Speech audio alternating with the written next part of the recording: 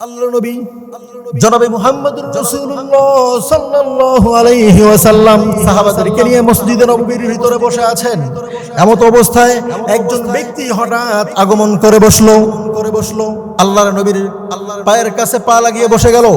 সাহাবায়ে কেরাম একজন আরেকজনকে বলতে লাগলো, এটা কোন ব্যক্তি? আমরা তো কেউ তাকে চিনি না। সাদা পোশাক পরিধান করেছে, তার কুচকুচে কালো চুলের অধিকারী সেই ব্যক্তি। দেখে মনে হচ্ছে না অনেক দূর থেকে আগমন করেছে, আবার দেখে মনে হচ্ছে না আমাদের এলাকার কিংবা আশেপাশের কেউই আমরা তাকে চিনতে পারছি না। এই ব্যক্তি আল্লাহর নবীর সামনে এসে বসে গেলেন। আল্লাহর নবীকে ডাক দিয়ে বলে, ইয়া রাসূলুল্লাহ, ইয়া হাবিবাল্লাহ, ইয়া মুহাম্মাদুর রাসূলুল্লাহ, আখবিরনি আনিল ইসলাম। আপনি আমাকে জানায়া দেন, আপনি আমাকে বলে দেন ইসলাম কাকে বলে, ইসলাম কি জিনিস সেটি আপনি আমাকে জানায়া দেন। আল্লাহ নবী ডাক দিয়ে বলে, আনতা শাহাদা আল্লাহ ইলাহা ইল্লাল্লাহু আন্না মুহাম্মাদুর রাসূলুল্লাহ ওয়া তুকিমাস সালাতা ওয়া তুতিয়াজ যাকাত ওয়া তাসুমা রমাদানা ওয়া তাহজ্জাল বাইতা ইন ইসতাতা ইলাইহি সাবিলা। আল্লাহ নবী ডাক দিয়ে বলেন যে ভাই, ইসলাম হলো আনতা শাহাদা আল্লাহ ইলাহা ইল্লাল্লাহ ওয়া আন্না মুহাম্মাদুর রাসূলুল্লাহ, তুমি এই কথার সাক্ষ্য প্রদান করবে আল্লাহ ছাড়া কোনো ইলাহ নেই এবং মুহাম্মদ সাল্লাল্লাহু আলাইহি ওয়াসাল্লাম আল্লাহ তাআলার রাসূল, তুমি এই কথার সাক্ষ্য প্রদান করবে। ওয়া তুকিমাস সালাত, এবং তুমি সালাত কায়েম করবে। সালাত শুধু নিজে পড়বে এটা হবে না, সালাত তোমার পারিবারিক জীবনে, অর্থনৈতিক জীবনে, রাজনৈতিক জীবনে, রাষ্ট্রীয় জীবনে, সব ক্ষেত্রে তোমাকে এই সালাতকে বাস্তবায়ন করতে হবে। সালাত তোমাকে কায়েম করতে হবে, তবেই তুমি ইসলাম পালন করবে, তবেই তুমি মুসলমান হয়ে যাবা। এরপরে বলা হচ্ছে ওয়া তুতিয়াজ যাকাত, যদি নিসাব পরিমাণ সম্পত্তি তোমার নিকটে থেকে থাকে, এই নিসাব পরিমাণ সম্পত্তির মালিকানা যদি তোমার 1 বছর হয়ে যায়, তাহলে তোমাকে যাকাত প্রদান করতে হবে।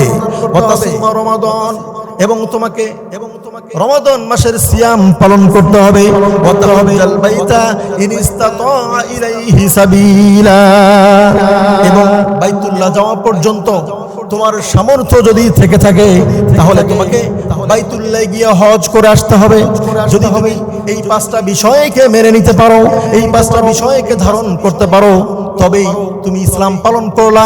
আর ইসলাম যদি তুমি পালন করতে পারো তবেই তোমাকে মুসলমান বলা হবে। এবারে ব্যক্তিটি বললেন, ইয়া রাসূলুল্লাহ, ইয়া হাবিবাল্লাহ, আখবিরনি আনিল ঈমান, ইসলাম কি জিনিস সেটা আপনি আমাকে বলে দিলেন। এবারে আপনি আমাকে বলে দেন ঈমান কাকে বলে, ঈমান কি জিনিস, মুমিন কিভাবে আমি হয়ে যাব, আপনি আমাকে বলে দেন। আল্লাহর নবী ডাক দিয়ে বলে, আন তুমিনা বিল্লাহ, এবারে বিশ্বাস করো। এবারে সাক্ষ্য দেওয়ার কথা বলা হয় নাই, এবারে তোমাকে বিশ্বাস করতে হবে। আন তুমিনা বিল্লাহ, তোমাকে আল্লাহর প্রতি ঈমান আনতে হবে, আল্লাহর প্রতি বিশ্বাস স্থাপন করতে হবে।